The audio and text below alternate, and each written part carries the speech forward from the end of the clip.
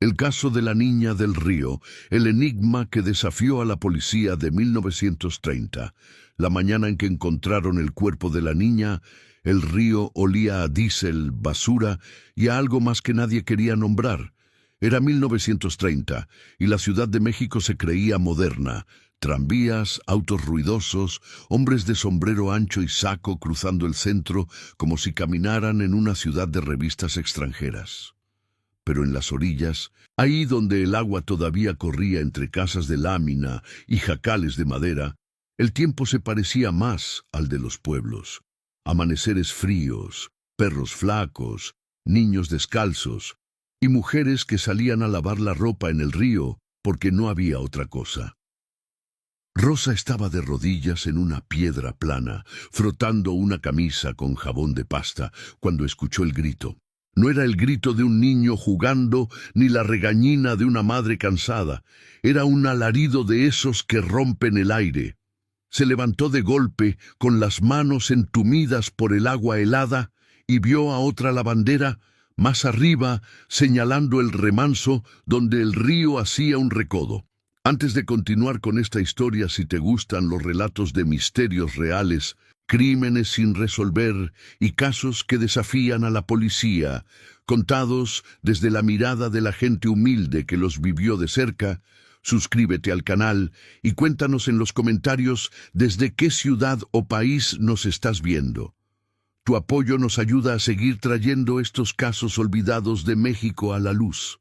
Al principio, Rosa no vio nada. El agua, sucia y lenta, arrastraba bolsas, ramas, un zapato viejo. Luego, un tronco que creía tronco se giró apenas y dejó ver un zapato pequeño, un listón deshecho, un mechón de cabello pegado a la frente.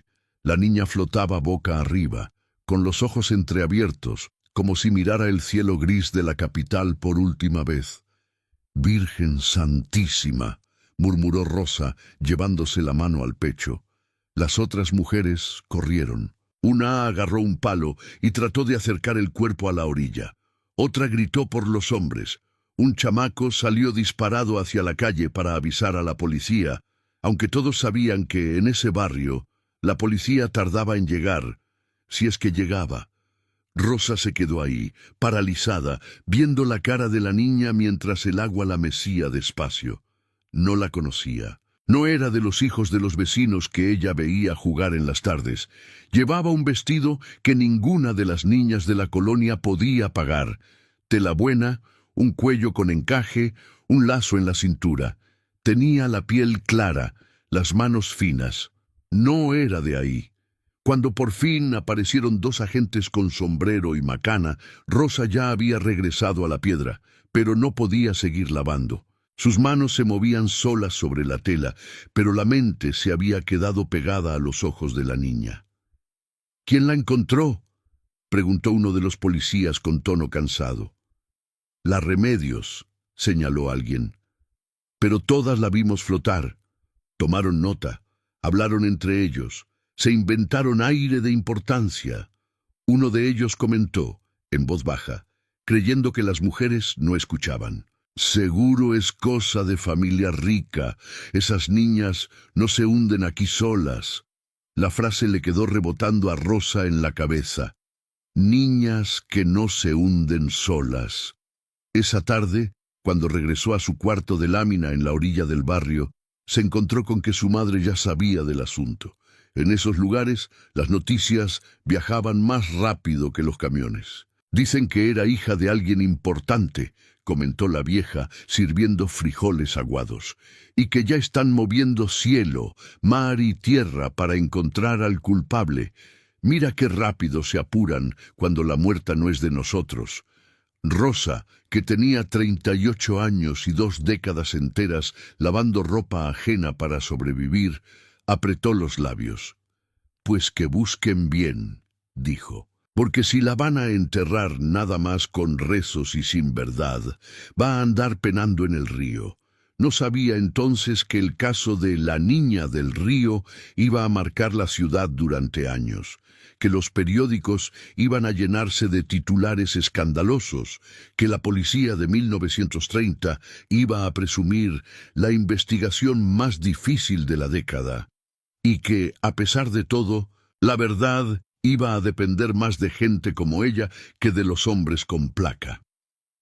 La noticia explotó al día siguiente. Los voceadores en el centro gritaban los encabezados. Niña de familia acomodada aparece muerta en el río. Policía investiga posible secuestro y crimen atroz. Rosa, camino al trabajo con su balde en una mano y el anafre en la otra, alcanzó a ver una primera plana pegada en un puesto.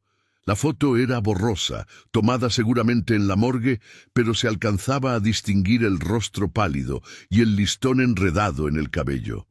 Debajo, el nombre: María Teresa Castañeda, 8 años, hija única del empresario textil don Augusto Castañeda. Castañeda, murmuró Rosa. Conocía el apellido. Lavaba ropa para una señora que era prima lejana de ese hombre. Sabía que tenía fábrica en Puebla, tienda grande en el centro, coche propio, casa en la colonia Roma. Sabía, sobre todo, que era de esos hombres que no veían a las mujeres como personas completas, sino como manos que les servían café y cuidaban niños. En la casa donde Rosa trabajaba, una casona de la Roma con pisos de mosaico y techos altos, la noticia corrió como incendio. La señora de la casa, doña Matilde, se llevó la mano a la frente dramáticamente. «¡Ay, pobres de los Castañeda!», exclamó. «Conozco a la madre. Fuimos juntas a la escuela. Esto va a destrozarla. Ojalá la policía atrape pronto al desgraciado». Rosa, que encendía el fogón en la cocina, escuchó desde ahí. «¿Y si no fue un solo desgraciado, señora?», se atrevió a decir sin salir de la sombra. «A veces estas cosas son de varios». Matilde frunció el ceño, volteando. «Rosa, por favor», dijo, con ese tono entre regaño y condescendencia. «No hable de lo que no sabe. La policía se encargará. Además, en esas familias no pasan esas cosas. Ellos saben con quién se juntan». Rosa bajó la mirada. «Con gente como nosotros no se juntan, eso sí», murmuró. En la noche, de regreso a casa, pasó por el río. No se atrevió a acercarse al recodo exacto donde habían sacado a la niña.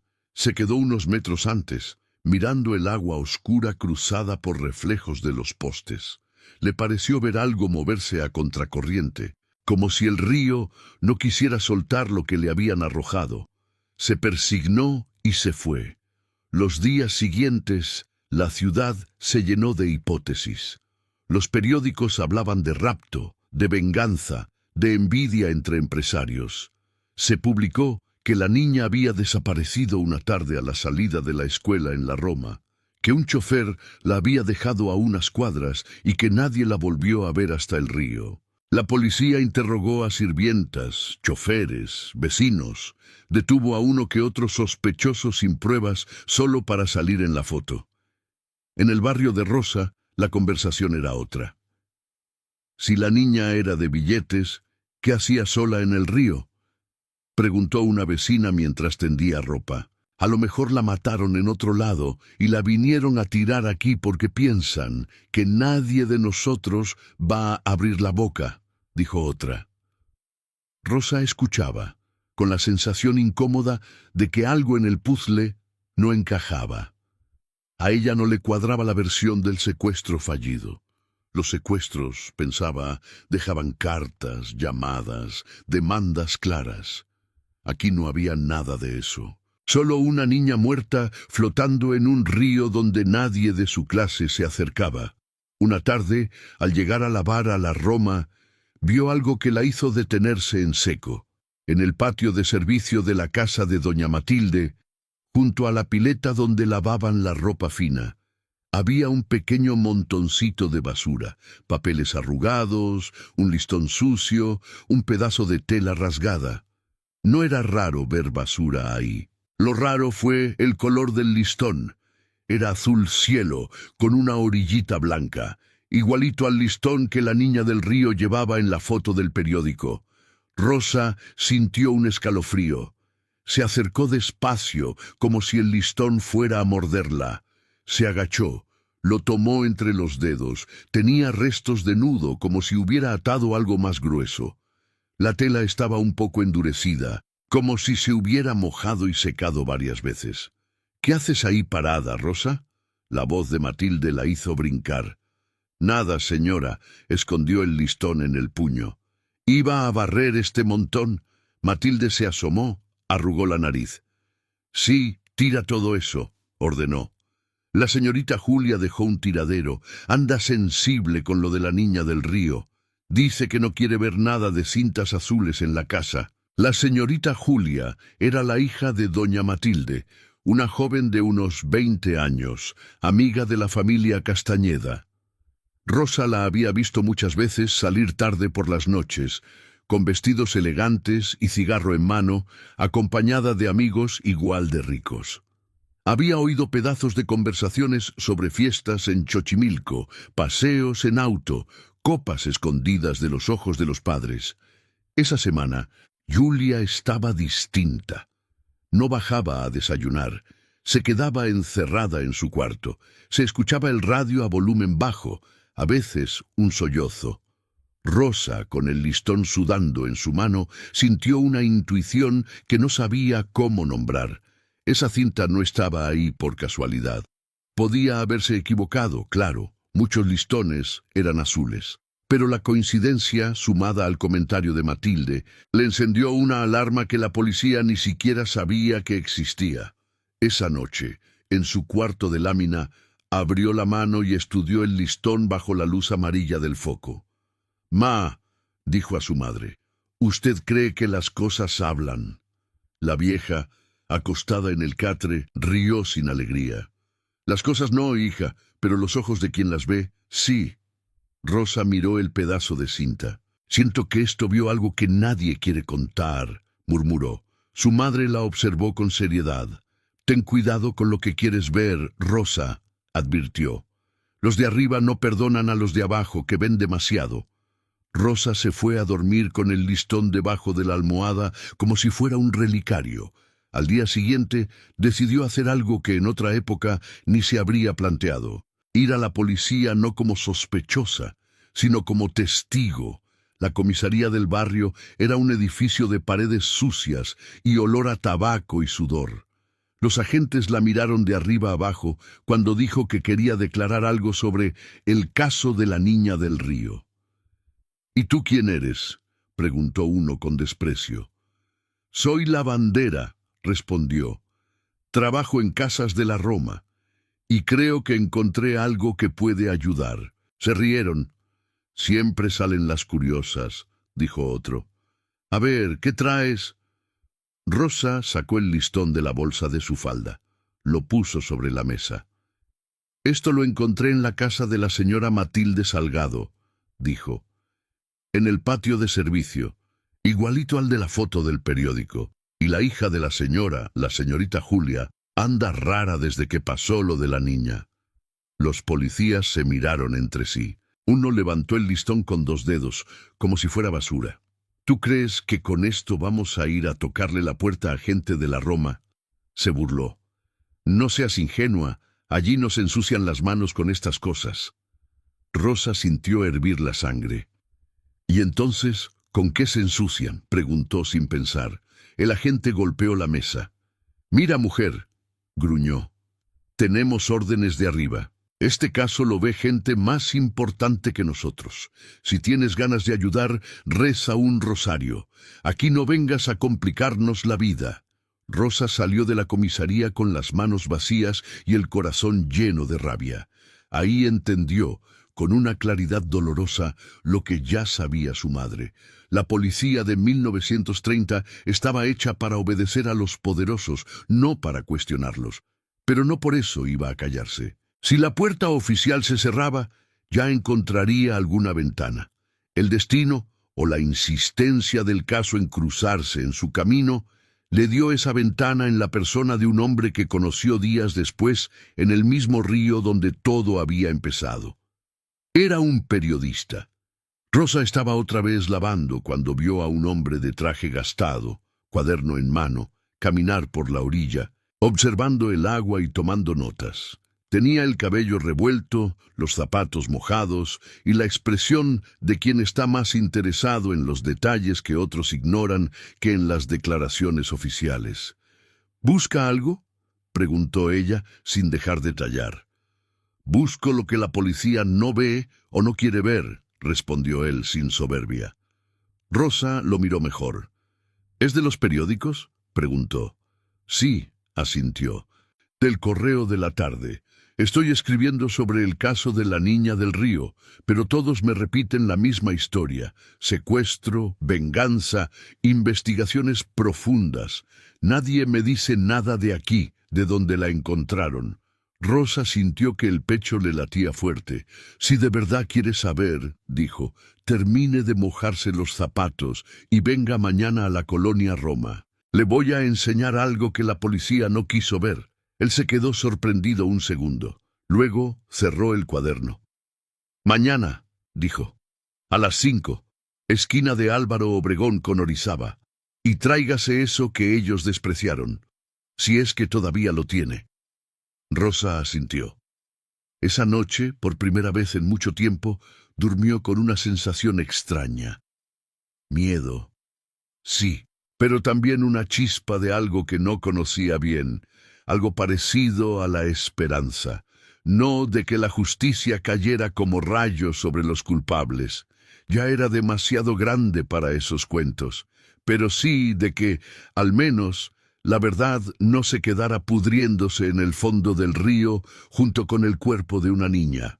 La historia de la niña del río iba a desafiar a la policía de 1930, sí, pero también iba a probar una vez más que en México los casos más duros se empezaban a resolver cuando alguien que no tenía voz decidía hablar.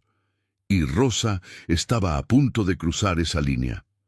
A las 5 en punto del día siguiente, Rosa estaba en la esquina de Álvaro Obregón con Orizaba, con el rebozo bien ajustado y el listón azul guardado en la bolsa de su falda. La Roma olía a café recién molido y a gasolina. Los autos pasaban levantando polvo fino, y las señoras elegantes caminaban por las aceras anchas como si el mundo de los jacales y los ríos sucios no existiera. Ella se sentía fuera de lugar, con sus manos ásperas y su ropa sencilla, pero se obligó a mantenerse firme. El periodista ya la esperaba, apoyado en un poste, con el sombrero ladeado y el cuaderno bajo el brazo. Al verla, sonrió con cansancio, no con condescendencia. «Puntual», dijo. «Eso ya lo hace más confiable que medio gabinete». Rosa soltó una risa breve, nerviosa. «Usted dijo que quería ver lo que los de uniforme no quisieron», respondió. «Pues sígame». Caminó unas cuadras hasta la casa de doña Matilde. Vista desde afuera, la casona era un signo de tiempos nuevos. Fachada afrancesada, balcones de hierro, grandes ventanales, un auto estacionado enfrente. Rosa no podía entrar por la puerta principal, claro. Rodeó la cuadra hasta el callejón posterior, donde estaba la entrada de servicio. «Yo entro sola», le dijo al periodista. «Si la señora lo ve conmigo, me corre. Espéreme aquí. Si se tarda en salir una mujer gorda, con cara de pocos amigos, es que me descubrieron». Él asintió, serio. «Me llamo León», dijo. «Por cierto, no quiero que piense que le habla un fantasma». «Rosa», respondió ella. «Pero eso ya lo sabía. Las de abajo nos acordamos de los nombres de los de arriba. Los de arriba no siempre se fijan en los nuestros». Entró al patio de servicio. La rutina de la casa seguía igual. La cocinera apurada con las ollas, la muchacha más joven sacudiendo alfombras, el mayordomo revisando una lista. Rosa se movió con la naturalidad de quien conoce cada rincón, y cuando nadie miraba, se acercó a la pileta donde había encontrado el listón. Hoy no había basura ahí, solo el agua clara y algunas tazas por lavar. Abrió su bolsa, sacó la cinta azul y la dejó sobre el borde, como quien se encuentra algo. ¡Ay, mire lo que estaba aquí guardado!, dijo en voz alta, llamando la atención de la muchacha joven. No que la señorita no quería ver listones azules. La muchacha, una chava de unos 16 años, se puso pálida. Rosa, guárdalo, susurró. Si la señora lo ve, me va a culpar a mí. ¿Y por qué lo tiraron aquí?, insistió Rosa. No me digas que fue el perro. La muchacha miró hacia la puerta que daba al interior de la casa, asegurándose de que nadie escuchara. La señorita Julia lo rompió, contestó. Llegó esa noche llorando, con las manos mojadas, el vestido hecho bolas. Traía ese listón enredado en la muñeca, como si hubiera querido atar algo. Lo jaló, lo rompió y lo aventó al piso. Luego dijo que nadie quería ver cintas azules en la casa, que si veíamos una, la tiráramos sin preguntar. Rosa sintió que el pulso le retumbaba en las orejas. ¿Y el vestido?, preguntó bajando la voz. ¿Dónde está? La muchacha tragó saliva. Lo mandaron quemar en el patio de atrás, murmuró. Yo vi cuando el mayordomo lo llevaba hecho bolas. Decía que el agua del río no se quita ni con jabón. Rosa tuvo que hacer un esfuerzo para que la expresión no la delatara. Levantó el listón, lo guardó de nuevo. No te preocupes, dijo tranquila. Aquí nadie vio nada. Tú sigue en lo tuyo. Salió por la misma puerta de servicio, con el corazón golpeándole el pecho. León la esperaba en la esquina del callejón, fingiendo leer un periódico. ¿Y bien?, preguntó, sin disimular la ansiedad. Rosa respiró profundo. La señorita Julia llegó esa noche mojada, con el vestido hecho trapo y este listón enredado en la muñeca, dijo. Ordenó que quemaran el vestido y que tiraran cualquier cinta azul que vieran. ¿Le parece poquito? León abrió su cuaderno, anotó rápido, los ojos brillándole. ¿Alguien más vio eso?, preguntó. La muchacha nueva, la que ayuda en cocina, respondió Rosa. Pero tiene miedo. Si la policía no la protege, menos la va a proteger el patrón. León se inclinó hacia ella. Escúcheme bien, Rosa, dijo serio. Lo que usted trae vale más que muchas declaraciones oficiales. Pero también es peligroso. Si publico algo que huela siquiera a acusación directa, me pueden cerrar el periódico, o algo peor. Necesito nombres, tiempos, detalles, y necesito que usted esté segura de que quiere seguir con esto. Ella lo miró de frente. Yo ya estoy metida hasta las rodillas, contestó. Desde que vi a esa niña flotando en el río, no he podido dormir igual. Si usted se echa para atrás, yo sola no puedo. Pero si va a contar la historia como fue, no voy a negar nada de lo que vi. León asintió. No soy héroe, Rosa, advirtió. Soy periodista. Ya he recibido amenazas por menos, pero también sé que si me quedo callado, me vuelvo cómplice. Deme unos días. Voy a mover esto con cuidado. Mientras tanto, no le diga a nadie que hablamos. Ella asintió. Se separaron, cada quien hacia su lado de la ciudad. En los días siguientes, Rosa siguió trabajando, lavando, cocinando, escuchando. Cada gesto raro de la señorita Julia, cada comentario suelto de la señora Matilde se le clavaba como posible pieza del rompecabezas. En la Roma corría el rumor de que la familia Castañeda, destrozada por la pérdida, había decidido confiar plenamente en la policía, pero también contratar investigadores privados. Se decía que don Augusto había ofrecido una recompensa enorme por cualquier pista. Lo que nadie mencionaba era la posibilidad de que la pista estuviera demasiado cerca de su propia casa. Una tarde, Rosa escuchó, detrás de la puerta del comedor, la voz temblorosa de Julia hablando con su madre. «No fue mi culpa, mamá», lloraba. Solo queríamos jugar. Fuimos al río porque queríamos ver las trajineras. Ella se resbaló. Yo traté de ayudarla, pero no pude. El agua se la llevó. «¡Cállate!», respondió Matilde histérica. «No digas esas cosas en voz alta. Si alguien escucha, te van a culpar. ¿Quieres que te metan a la cárcel por algo que fue un accidente?» «No fue un accidente», insistió Julia entre sollozos. «Papá nos dijo que no saliéramos sin chofer. Yo la convencí. Le dije que no pasaba nada. Y cuando se cayó, tuve miedo. Corrí, la dejé». Rosa se cubrió la boca para no hacer ruido. El corazón le latía como tambores en procesión. Ahí estaba, la confesión que la policía no había querido buscar.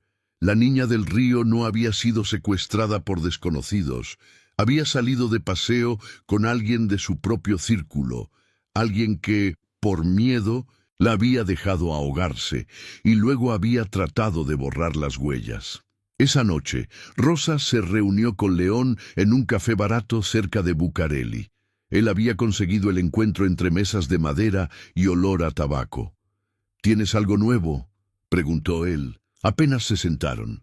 Ella le contó la conversación palabra por palabra, como si leyera un guión que se había grabado en su mente. León no escribía, solo la escuchaba, grabando también en la memoria. «La culpa la va a matar antes que la policía», murmuró él al final. «Pero eso no limpia el río». «¿Va a publicar?», preguntó Rosa. Él se recargó en la silla. Pasó la mano por el cabello. «No puedo poner, la señorita Julia Salgado confesó haber dejado ahogarse a la niña Castañeda sin pruebas grabadas, sin testigos dispuestos a firmar», dijo. «Me cierran el periódico, me demandan por difamación y usted queda sola. Lo que sí puedo hacer es otra cosa. Mostrar las contradicciones del caso. Preguntar por qué la policía no revisó las amistades, por qué no rastreó los últimos paseos, por qué una niña de la Roma apareció en un río que no está cerca de su ruta». Rosa apretó el vaso de café entre los dedos. «Entonces todo esto se va a quedar en medio», dijo. «Ni justicia ni olvido». León sonrió, cansado. «A veces en este país, en medio es lo mejor que podemos conseguir», respondió. «Si logro que la gente dude de la versión oficial, que se pregunten quién protege a quién, ya habremos hecho algo. Y usted habrá hecho más que muchos que sí tienen placa». El artículo salió una semana después. No acusaba directamente a nadie, pero era una bofetada al orgullo de la policía. Se titulaba «La niña del río, preguntas que nadie quiere responder». Describía con lujo de detalle la ruta imposible del supuesto secuestro, las omisiones de los agentes, la rapidez con la que se descartó la participación de alguien cercano a la familia. Hablaba de un listón azul encontrado en una casa amiga de los Castañeda, sin dar nombres, y de un testimonio de una lavandera que había visto de cerca el hallazgo. En las redacciones el texto fue recibido con mezcla de admiración y miedo. En las comisarías, con rabia, en los cafés del centro, con chisme, en las colonias pobres, con un asentimiento amargo. Nada nuevo, solo la confirmación de lo que siempre habían sospechado. Don Augusto Castañeda mandó a su abogado a exigir una rectificación. La policía emitió un comunicado defendiendo su impecable trabajo. El director del periódico fue citado a platicar con un funcionario. León recibió una carta anónima con recortes de periódicos y la frase «Deje dormir a los muertos o usted será el siguiente». En la casa de doña Matilde, el artículo cayó como piedra en estanque. Rosa vio cómo la señora arrugaba el periódico con manos temblorosas. «Malditos periodistas», escupió. «No saben del daño que hacen. Julia, no salgas de tu cuarto, no aceptes visitas, no hables con nadie». Julia se encerró aún más. Por las noches, Rosa escuchaba a alguien caminando de un lado a otro en el cuarto de la joven, como un animal enjaulado. De vez en cuando se asomaba por la rendija de la puerta y la veía de espaldas, mirando por la ventana hacia la ciudad, fumando sin parar. Sus hombros caídos decían más que cualquier palabra. Un mes después, la noticia que nadie publicó llegó a los oídos de Rosa por el camino de siempre, la cocina. Julia se había ido de la ciudad por salud. La mandaban a Puebla, a casa de unos parientes. Algunos decían que era para alejarla del escándalo, otros que estaba al borde de la locura. Nunca se supo a ciencia cierta. Lo que sí era claro es que, de un día para otro, la principal testigo de la culpa desapareció de la vida de Rosa. El caso de la niña del río, oficial y públicamente, quedó resuelto como delito sin esclarecer. La policía presumió haber agotado todas las líneas de investigación. La familia Castañeda, con el tiempo, dejó de salir en las noticias por esa tragedia y volvió a aparecer en las secciones de negocios y sociedad. La ciudad siguió su ritmo. Nuevos asesinatos, nuevos escándalos, nuevos ríos sucios. Para Rosa, sin embargo, nada volvió a ser igual. Cada vez que pasaba por un cuerpo de agua, el río, un canal, una fuente, pensaba en esa niña que flotó con los ojos entreabiertos, en el listón azul, en la voz rota de Julia. Pensaba también en León, que siguió escribiendo, enfrentándose a amenazas, cambiando de periódico cuando lo corrían, empeñado en usar su pluma como ella usaba sus manos, para limpiar algo, aunque fuera un poco. Una tarde, años después, cuando el caso ya no era tema en ninguna mesa más que en las de los viejos, León buscó a Rosa en el barrio. «Traje algo para usted», dijo, dejando sobre la mesa una revista vieja, gastada. Era una recopilación de crónicas de crímenes de la época. En uno de los capítulos estaba La niña del río, el enigma que desafió a la policía de 1930. Rosa leyó las primeras líneas. Ahí estaba su voz, disfrazada con otro nombre. Ahí estaba el listón azul. Ahí estaban las preguntas que nunca tuvieron respuesta. «No pude poner todo», admitió León. «Los nombres, algunos detalles. Hubo cosas que tuve que maquillar para que me dejaran publicar. Pero lo esencial está, que la versión oficial hizo agua, que la policía no quiso mirar donde debía, y que una mujer sin estudios vio más que todos». Rosa acarició las páginas con manos que ya mostraban las venas pronunciadas. «¿Y de qué sirvió?», preguntó sin reproche.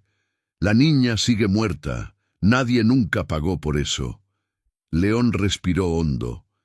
«Sirvió para que no la mataran 2 veces», respondió. «Una en el río, otra en el olvido. Hay casos que no se resuelven en los expedientes, Rosa, se resuelven en la memoria de la gente. Y ahí usted ayudó a que éste no se cerrara con llave». Rosa cerró la revista. «A veces siento que es poca cosa», dijo, «como tallar una mancha de aceite vieja que nunca se va». «Pero se aclara», contestó él. «Aunque no quede blanco, ya no es la misma. Y los que pasen después sabrán que ahí hubo algo». Rosa sonrió cansada. «Usted habla bonito, don León», dijo, casi como si la justicia fuera posible. «No siempre», admitió él. «Pero si dejamos de creer que puede serlo, entonces sí ganan ellos del todo». Rosa envejeció. Sus manos un día ya no pudieron con los baldes llenos de ropa. Su hija, que había crecido oyendo hablar del caso de la niña del río, tomó la posta del trabajo, pero también cargó con la historia. A veces, cuando lavaba, se sorprendía mirando el agua, imaginando rostros que no conoció. Décadas más tarde, en un México lleno de edificios altos y ríos entubados, un estudiante de criminología encontró aquella vieja revista en un puesto de libros usados. Leyó la crónica de León sobre la niña del río. Le fascinó la forma en que, sin resolver del todo el caso, la historia mostraba las fallas estructurales de la investigación, el clasismo de la policía, la dificultad de acusar a los intocables. Decidió hacer su tesis sobre errores históricos en la investigación criminal en México, el caso de 1930. Buscó archivos, recortes, expedientes. Llegó a la misma conclusión que León y que Rosa. Nunca habría nombres en un documento oficial, pero sí había suficientes sombras para entender dónde se había decidido no mirar. En la dedicatoria de su tesis escribió: «A mi abuela Rosa, que lavó ropa y limpió escenas que nadie consideró importantes. Esta investigación es también suya, porque fue ella quien me enseñó que en este país la verdad suele estar en las manos de quienes nadie ve». Nadie levantó un monumento a María Teresa Castañeda, la Niña del Río. Su tumba, en un panteón elegante, apenas recibía flores en aniversarios muy contados, pero su historia, gracias a una lavandera terca y a un periodista obstinado, siguió apareciendo de tanto en libros, programas de radio, videos en Internet. En uno de esos videos, muchos años después, una narradora contaría con voz grave: «El caso de la Niña del Río fue el enigma que desafió a la policía de 1930, pero sobre todo fue el espejo que mostró cuánto podía ver una mujer humilde que nadie escuchaba. Sin Rosa, la lavandera, este crimen habría sido solo otro archivo cerrado». Y así, mientras el agua de los ríos cambiaba de cauce y la ciudad se modernizaba a golpes, la memoria del caso seguía corriendo subterránea, como esos afluentes que ya no se ven, pero siguen allí. La policía había sido desafiada, sí, la justicia, incompleta, pero el silencio, ese aliado fiel de los poderosos, ya no era absoluto. Ese, al final, fue el triunfo silencioso de Rosa. Haber demostrado que, incluso cuando la ley mira hacia otro lado, la verdad puede encontrar salida por lugares que nadie controla, como el agua de un río que se niega a quedarse quieta. Con los años, el caso de la Niña del Río se fue llenando de capas, como las orillas mismas del agua cuando la ciudad construyó encima. La gente recordaba más el título de los periódicos, el enigma que desafió a la policía de 1930, que los detalles concretos. Pero en el barrio, donde las cosas no se borran tan fácil, el nombre de Rosa seguía pasando de boca en boca, a veces cambiado, a veces exagerado, siempre ligado a la idea de que alguien de abajo había visto lo que los de arriba no quisieron mirar. Rosa llegó a vieja sin dejar de trabajar del todo.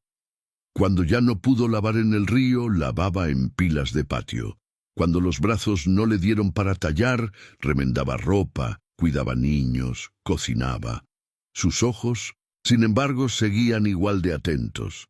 Siempre que salía una noticia de algún crimen misterioso en la radio o en el periódico, murmuraba: «A ver a quién no quieren mirar ahora. Una tarde de lluvia, de esas en que la ciudad entera parece recogerse bajo los techos de lámina. Rosa estaba sentada en una silla baja afuera de su cuarto, viendo caer el agua cuando llegó León, más encorvado, con más canas, pero con la misma libreta de siempre asomando del saco. Pensé que ya se había muerto», bromeó ella sin levantarse. «Yo también a veces», respondió él riendo, «pero parece que todavía me faltan unos corajes más». Se sentó a su lado, cuidando no mojarse demasiado bajo la gotera. «Vengo a despedirme», dijo, sin rodeos. «Me voy al norte. Me ofrecieron trabajo en un periódico de allá. Menos peligro, dicen. Más aburrido, seguro». Rosa lo miró con calma. «¿Y el río?», preguntó. «¿Quién les va a recordar allá que aquí una niña se fue con el agua y la verdad se fue con los ricos?» León suspiró. «Por eso vine», respondió, «para dejar esto con quien debe quedarse». Sacó de su saco un sobre manila ya amarillento, abultado de papeles. «Aquí hay copias de todo lo que pude guardar del caso», explicó. «Mis notas, recortes, cartas de amenazas, cartas de lectores, borradores que nunca se publicaron. Si un día alguien vuelve a interesarse de verdad, quiero que no empiece desde cero». Rosa alzó una ceja. ¿Y por qué no se lo deja a un abogado, a un juez, a un diputado muy correcto? Preguntó con ironía. León sonrió. Porque todos esos cambian con las elecciones, dijo. Usted no ha cambiado en tantos años. Y además, sé que usted no le tiene miedo a la verdad, aunque duela. Rosa tomó el sobre. Pesaba poco, pero se sentía denso, como si dentro hubiera agua a punto de desbordarse. «Yo no sé leer mucho, don León», advirtió. «Apenas lo justo para entender un recibo». «No importa», replicó él. «No es para que usted lo lea, es para que lo guarde, y para que cuando vea a alguien con ganas de saber, se lo ponga en las manos». Se quedaron un rato en silencio, escuchando la lluvia golpear los techos de lámina, viendo cómo el agua formaba pequeños ríos en la calle de tierra. «¿Se arrepiente de algo?», preguntó Rosa de pronto. «De haberse metido en esto, digo». León se quedó pensando. «Me arrepiento de no haber podido decir más», dijo. «De no haber escrito los nombres completos, de no haber grabado esa confesión, de no haberla protegido más a usted. Pero de haber contado lo que contamos, no. Uno no controla el final, Rosa. Solo las palabras que decide usar». Ella asintió despacio. «Pues váyase tranquilo», dijo. «Aquí nos quedamos con el río». Él se levantó, le apretó el hombro y se fue calle abajo, difuminándose entre la lluvia como otro peatón más. Rosa guardó el sobre en el lugar más seguro que conocía. Una caja de lata donde antes había galletas, ahora escondida bajo el catre, junto a sus pocos tesoros. Una foto vieja, un rosario, un listón azul ya descolorido. Los años siguieron su curso. Rosa murió una mañana tranquila, sin ruido, con las manos cruzadas sobre el pecho. Su hija, mientras recogía sus cosas, encontró la caja de galletas, abrió el sobre y descubrió un mundo de papeles con la letra apretada de León. Al principio no entendió mucho, pero recordó las historias de su madre, las noches en que hablaba de la niña del río como si hubiera sido de la familia. Entendió que eso no podía tirarse. Guardó el sobre. Lo llevó consigo cuando se mudó a otro barrio. Se lo mostró años después a su propio hijo, el que acabaría siendo estudiante de criminología. Para él, esos papeles fueron una revelación, no solo por los datos del caso, sino por lo que decían del país entero. Empezó a ver un hilo que unía esa investigación chapucera de 1930 con los errores y encubrimientos de su propio tiempo. Comprendió que el enigma que desafió a la policía no era solo un título atractivo, era el retrato de una institución que fallaba cuando el poder estaba de por medio. Su tesis, sus artículos posteriores, sus clases, estuvieron atravesados siempre por el mismo mensaje que había aprendido de su abuela y de León, que la justicia en México rara vez caía del cielo. Casi siempre había que empujarla desde abajo, con memoria, con conciencia, con terquedad. Un día, muchos años después, ese nieto de Rosa fue invitado a un programa de radio a hablar de casos emblemáticos de la historia criminal mexicana. Entre asesinatos famosos y robos espectaculares, él insistió en agregar uno que no figuraba en los listados oficiales: el caso de la niña del río. «No sabemos con certeza quién la dejó morir», dijo frente al micrófono. «Sabemos, sí, que la policía se negó a mirar en la dirección correcta. Sabemos que la versión cómoda nunca cuadró con los hechos. Y sabemos que una lavandera, sin estudios, ayudó a que esa incomodidad quedara escrita.